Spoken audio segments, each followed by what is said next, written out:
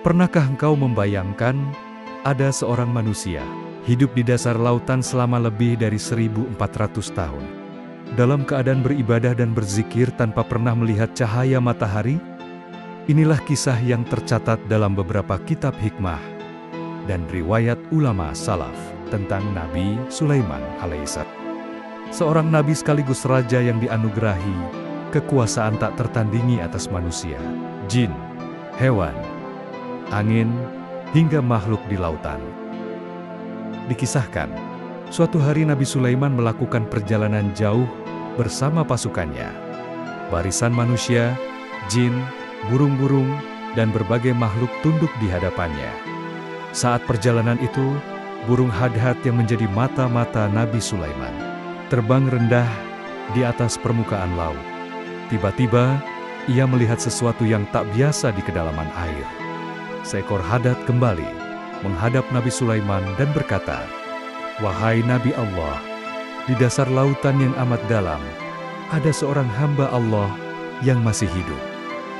Ia telah berada di sana selama 1400 tahun, dalam keadaan beribadah, bertasbih dan berzikir kepada Allah." Mendengar kabar itu, Nabi Sulaiman takjub. Ia memerintahkan para jin lautan untuk menyelam dan mengangkat pemuda itu ke hadapannya. Maka dengan kekuatan yang Allah berikan, para jin mengangkat sebuah batu besar dari dasar laut. Di dalamnya, duduklah seorang pemuda dengan wajah yang bersih, tubuh yang tetap utuh, dan cahaya ketenangan di wajahnya. Nabi Sulaiman bertanya, "Siapa engkau, wahai hamba Allah? Bagaimana bisa engkau hidup di dasar lautan selama ribuan tahun, tanpa rusak tubuhmu, tanpa makanan, dan tanpa cahaya?" Pemuda itu menjawab dengan suara yang lembut, "Aku adalah seorang hamba dari umat sebelum Nabi Musa alaihissalam. Dahulu, aku hidup di sebuah negeri, namun dunia dipenuhi fitnah dan kemaksiatan. Aku takut terjerumus dalam dosa. Lalu aku berdoa kepada Allah agar diselamatkan dari fitnah dunia dan diberi tempat untuk beribadah. Hingga hari kiamat, Allah pun kabulkan doanya. Dengan kekuasaannya, Allah memerintahkan para malaikat untuk membawa pemuda itu ke dasar lautan. Di sana, Allah ciptakan baginya sebuah gua dari batu mutiara, diterangi oleh cahaya dari langit. Dan para malaikat setiap hari membawakan makanan berupa buah-buahan surga. Selama ribuan tahun, pemuda itu tak pernah putus berzikir. Mulutnya senantiasa mengucap tasbih, tahmid, takbir, dan tahlil. Ketika Nabi Sulaiman menemuinya, ia pun tetap dalam keadaan berzikir, tak terputus sedikit pun. Nabi Sulaiman bertanya, "Apakah engkau tidak ingin kembali ke daratan, melihat dunia, berkeluarga, dan merasakan kehidupan?"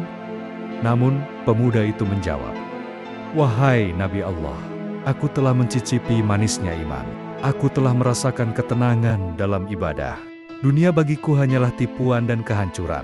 Aku lebih memilih ketenangan bersama Robku dalam sujud dan dizikir, daripada gemerlap dunia yang fana." Nabi Sulaiman pun menangis mendengar jawaban itu. Ia berdoa, "Ya Allah, rahmatilah hambamu ini, dan jadikan ia bersama orang-orang yang engkau cintai di akhirat kelak." Setelah itu, pemuda itu kembali diturunkan ke dasar laut.